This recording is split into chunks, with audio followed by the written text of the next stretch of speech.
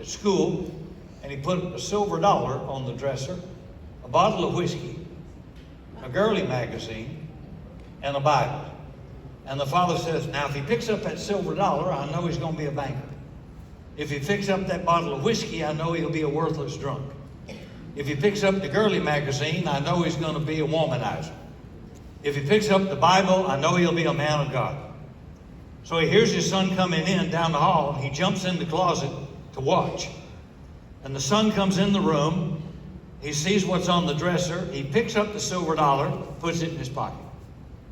He picks up the bottle of whiskey and takes a big slug. He picks up the girly magazine, opens it up, and then he picks up the Bible and puts it under his arm.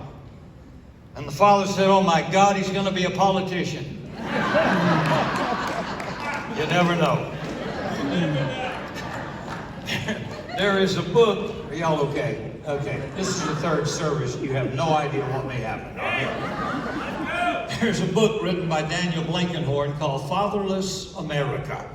And the thesis of the book is that we live in a society gradually losing its belief in the idea and concept of fatherhood.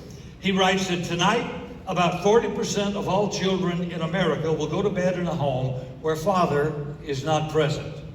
And of children born after 1970, more than 50% will spend a significant part of their life in a home where dad is not present. 40% of children are born to unwed mothers. Fatherless families are 4 times more likely to raise children in poverty. Fatherless children, he writes, are more likely to experience substance abuse, homelessness, and exploitation. You know, all of us dads who are physically present in our homes, we often struggle with really being there. We're often preoccupied, and as men, we're often distracted. You know, men are created by God visually. Men are visualists. That's why grocery stores put all the crud up front when you send your husband to get a few things at the grocery store, so he's distracted and he'll buy twice as much on his way to the good stuff, which will be in the back. That's why when you are a fisherman, they put glitter on a bass boat, because men are distracted by the sparkles and go over there to investigate. Men are easily distracted. Now, here's an article from a book by Dave Barry called The Book of Guys. It's about a father in Boston who had his 2 children with him, and he's loading them into his car. Now, he did remember to strap his 20-month-old daughter into the car, but that amount of concentration required for a guy to remember that type of child detail can put a lot of strain on his mental equipment. Right. So he goes into acute guy memory lapse and forgot he placed a car seat containing his 3-month-old son on top of the roof. Oh boy. So as he accelerated onto Highway 390, he sensed something's wrong when he heard a scraping sound on the roof of his car. Now, Barry says this is classic guy behavior. He doesn't notice he only has 50% of his children in the car, but he does notice his car's making a funny sound.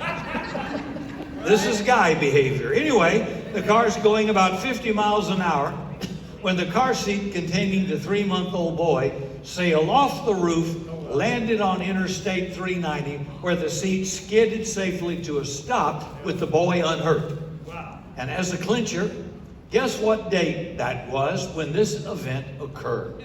Mother's Day. See, guys often wrestle with actually being there, doing something more than just showing up, even though we're there physically. So too often, different messages get sent to moms than get sent to dads. The basic message sent to moms is that motherhood is an overwhelming task. It's no wonder, girls, you feel swamped and stressed, and just kind of ease up on yourself. Lower the bar, lower the expectations, and accept reality. It's just an impossible job.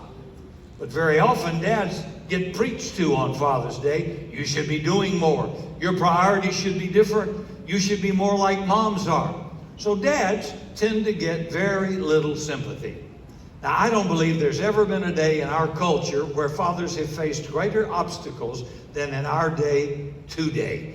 It's never been harder to be a good father than it is now. And the crisis in our culture is believing that fatherhood is not important. So I'm going to look at some false notions, false beliefs, or myths about fatherhood dormant in our culture today. Myth number one says that fathers are optional equipment.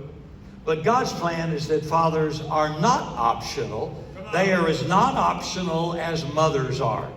A movie star I won't mention a few years ago decided to become a parent without having a father in the family. Her comment on her choice was, and I quote, "Men are pinch hitters. What's the big deal?" In other words, father is just there when mom, who is the regular player, is unavailable. And that kind of thinking is fairly common in our society today. You know, occasionally when we have little children, they go through a phase, at least for a day or two, where one child prefers the mother over dad. It's very common. And very often it can be discouraging to a father to maybe underestimate his role in this daddy game of raising children. But it's just a phase that children pass through. Let me take a moment to remind all of us dads, we are indispensable in the life of our child. God planned it that way. The Apostle Paul addresses fathers in the book of Ephesians, chapter 6, verse 4. And fathers, do not provoke your children to anger, but bring them up in the discipline and instruction of the Lord. So Paul's assumption is that fathers are intimately involved in the raising of children.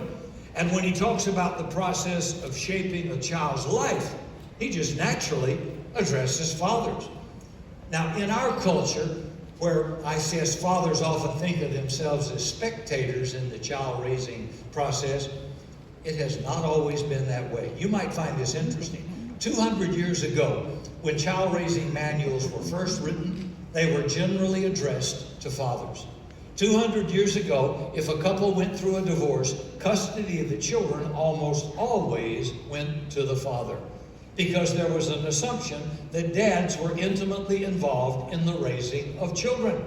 They were involved in passing along life skills that would enable their children to live and function outside the home. Remember, we're married to cleave, but our children are born to leave. Right. Get out the house. Come on. Amen. Anyway, Amen. they were involved in preparation for marriage and in the selection of a life partner. By the way, you read your Old Testament. Who did all the choosing for those life partners? Abraham sends his servant to get a bride for his son Isaac, right? That was part of the culture in that day. Dads were intimately involved in the moral education and in the biblical education of faith and in marriage selection of the children. They were vitally and intimately involved in that process. So if you are a father, you bring unique gifts to the life of your child. God did not make us fathers to be pinch hitters. We are not optional equipment. Second myth is that the workplace has become father-friendly. Now, most dads I talk to are very aware of the inflated expectation for fathers in our day. In the old days, basically all a dad was expected to do was provide materially for his children. Proverbs 4 verse 1 says, "Hear, O sons, a father's instruction, and be attentive that you may gain wisdom." One dad who sent his kid off to Harvard University said to his neighbor, "My son's letters are always sending me to the dictionary." Oh, wow. And the guy said, "Well, you're lucky. My son's letters always send me to the bank." Hey. Yeah. But today the bar has been raised. Dads are supposed to be as skillful and successful as ever. They're supposed to be skilled in verbal intimacy in their marriages, psychologically informed about the stages their children will go through, and they're supposed to be developmentally appropriate nurturers, Wow. just as mothers are. Wow. So the bar, guys, keeps getting raised higher and higher. So the myth is that the workplace has adjusted itself to give some slack to dads so they can become well-rounded fathers. But the truth is, we live in a world where a man's self-esteem is largely going to be boosted by his career advancement. We live in a world where it's primarily achievement, promotion, and job fulfillment that will get rewards to a man in our culture, not what kind of a father he is. See, fathers often don't make it on magazine covers. Have you noticed that? Right. So any man that's going to invest himself in this task of fathering, you need to know you're going to have to swim against the tide of our culture. Today's cultural view is that becoming a mother will totally change a woman's life. But fathering is just something a man can do kind of on the side in his spare time, and that it shouldn't be allowed to impede his drive for success. So the bearing of a child is supposed to be something a woman does for a man. Now that idea got expressed only 20 years ago in a song by Paul Anka. Remember him? Called Having My Baby. Wow. He was a great theologian. The lyrics of the song went like this: having my baby, what a wonderful way of saying how much you love me. Having my baby, what a wonderful way of saying you're thinking of me. Now, if I'm thinking of Cindy, my wife, who's sitting here, I might write her a note, a text, or send her some flowers, something pretty simple, something inexpensive. But according to this song, her mind works way different than mine. Apparently, in Cindy's mind, it would go something like this, according to Paul Anka. How can I let Rick know